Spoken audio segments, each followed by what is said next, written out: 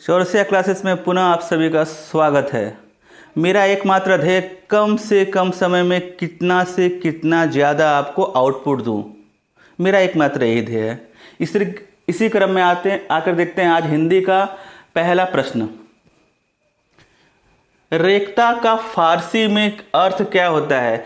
रेखता में फारसी का अर्थ होता है गिरा हुआ। क्या हुआ? गिरा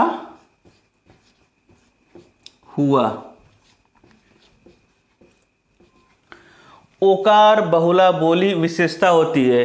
कहाँ की विशेषता होती है? ब्रज भाषा। कहाँ की विशेषता होती है? ब्रज भाषा। जैसे हम बोलते हैं ओ लल्ला, ओ बुआ बोलते हैं ना, ये क्षेत्र होता है मथुरा, आगरा और बरेली का। क्वेश्चन नंबर 3, आकार बहुला बोली विशेषता है। आकार बहुला बोली विशेषता है कहाँ की? यह कौरवी क्षेत्र की। कौरवी क्षेत्र। ये कौरवी क्षेत्र है कहाँ? ये हमारा रामपुर, मुरादाबाद और दिल्ली। कहाँ पे? रामपुर, मुरादाबाद और दिल्ली। क्वेश्चन नंबर 4, इकार बहुला बोली विशेषता है। इकार। इकार यह भोजपुर की है, यह भोजपुरी। इकार बहुला बोली भोजपुर में तो बोली जाती है, साथ साथ ये गाजीपुर में, बलिया में और बनारस में भी बोली जाती है। जैसे हम लोग यहाँ बोलते हैं गाजीपुर में, ई का कहत हुआ, ऐसन ना है। क्या बोलते हैं? ऐसन ना है। ई का उपयोग ज़्यादा करते हैं। ई का कहत हुआ, ये क्या कह रहे हैं? नहीं, ई का कहत हुआ। ये कहाँ पे इकार बहुला बोली? ये भोजपुरी।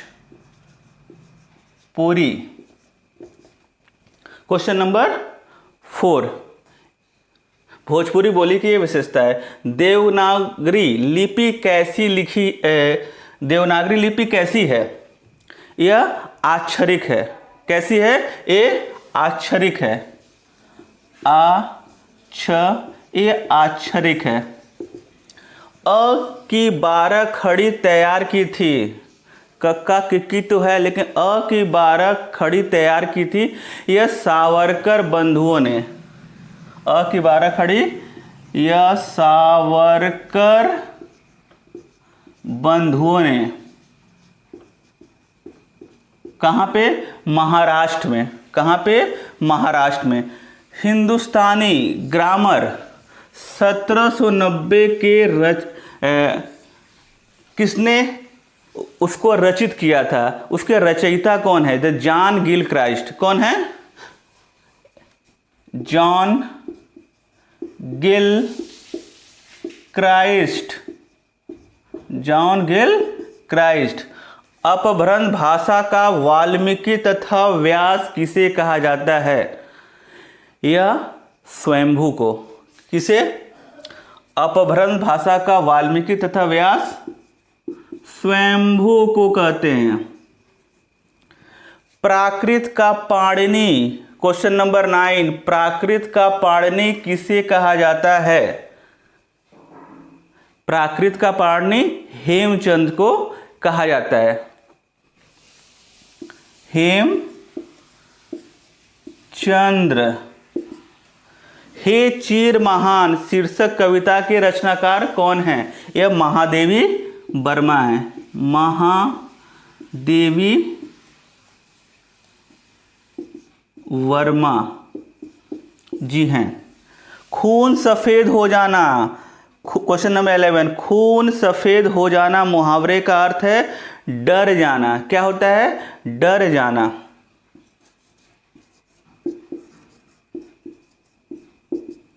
काल को देखकर हमारा खून सफेद हो गया। हिंदी की पहली वैज्ञानिक कहानी। हिंदी की पहली वैज्ञानिक कहानी चंद्रलोक की यात्रा थी। क्या थी? चंद्रलोक की यात्रा। आल्हा गाया जाता है। कब गाया जाता है? यह वर्षा ऋतु में। वर्षा ऋतु में आल्हा गाया जाता है। दो भाई थे, आल्हा और उदल।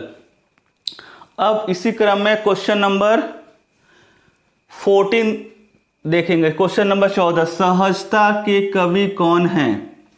सहजता के कवि ये भवानी प्रसाद मिश्र हैं। सहजता के कवि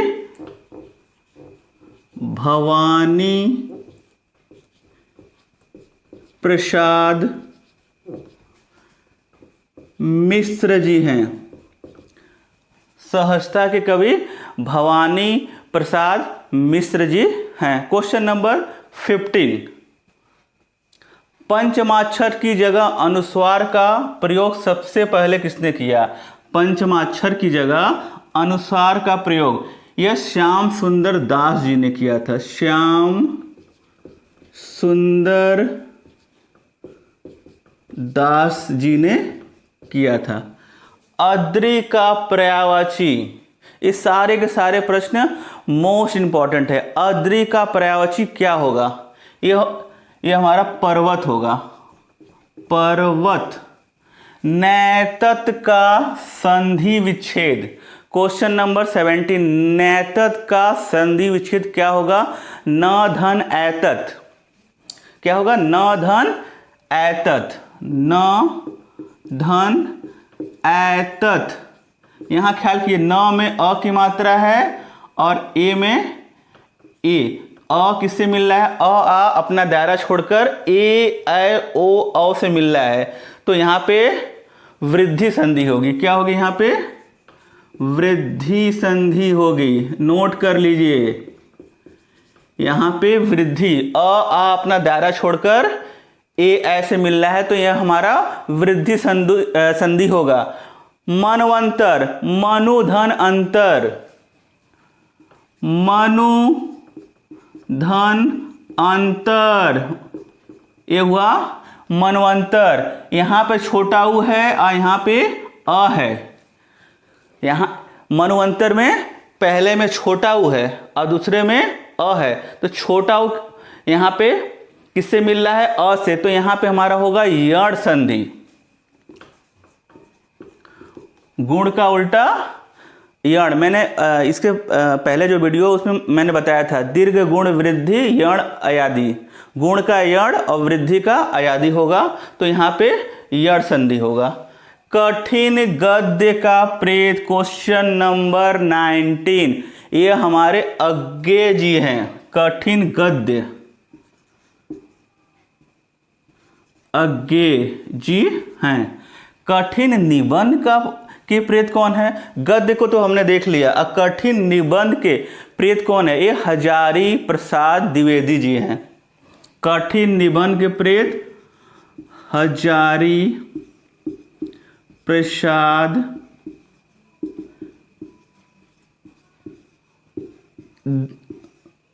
द्विवेदी जी हैं। क्वेश्चन नंबर 21, भक्ति शब्द का सर्वप्रथम प्रयोग कब हुआ था और किसने किया था? भक्ति शब्द का सर्वप्रथम प्रयोग किसी न किसी पुस्तक में हुआ। उस पुस्तक को हम लोग जानेंगे। श्वेता श्वेतर, श्वेता श्वेता श्वेता श्वेतर उपनिषद में, उपनिषद में इसका सर्वप्रथम प्रयोग हुआ था। कौन से शब्द का? भक्ति शब्द का। अचार शब्द किस भाषा का है? अचार तो खाते होंगे, ऐसा है कि नहीं? सभी खाते हैं।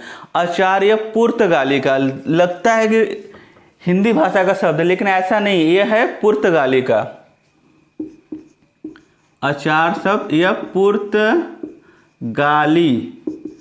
का शब्द है। ये सारे के सारे प्रश्न कहीं न कहीं आए हैं, कहीं न कहीं ये रिपीटेड प्रश्न है, 2 बार 3 बार ये आए हैं।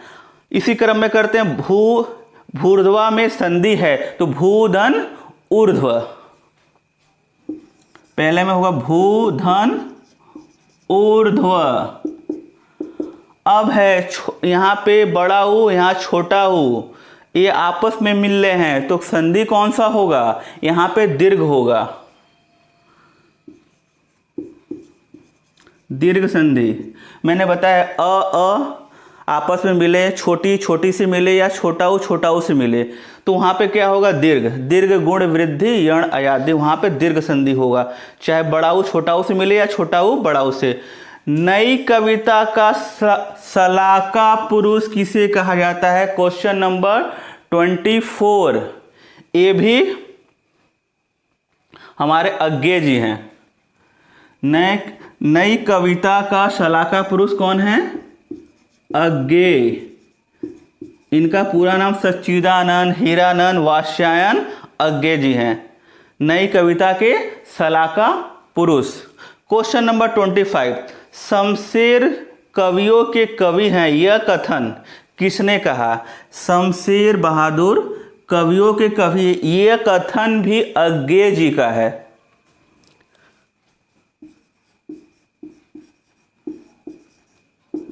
अज्ञे जी ने शमशेर बहादुर के ऊपर यह कथन कहा था। और नई कविता का शलाका पुरुष कौन है? तो अज्ञे होगा।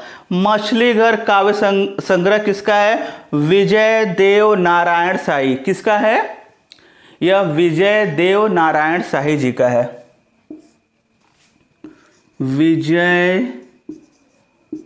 देव नारायण शाही,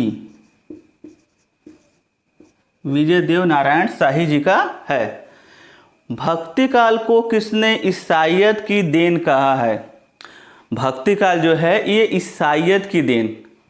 क्वेश्चन नंबर 27। ये कहा है जॉर्ज ग्रियर्सन ने। किसने कहा है? जॉर्ज ग्रियर्सन ने कहा है भक्ति काल किसकी देन है? ईसाइयत की देन है। जिस तरह हम बोलते हैं उस तरह तो लिख, और उसके बाद हमसे बड़ा तू दिख। ये पंक्ति किसकी है? ये पंक्ति सहजता के कवि भवानी प्रसाद मिश्र की है। एक प्रश्न और आपको हम दे रहे हैं। कबीर की भाषा को पंचमेल खिचड़ी किसने कहा? पंचमेल खिचड़ी किसने कहा? इस प्रश्न का उत्तर आप कमेंट बॉक्स में अवश्य दीजिएगा। इसी के साथ मिलते हैं अगले वीडियो में एक नई उम्मीद के साथ। जय हिंद, वंदे मातरम।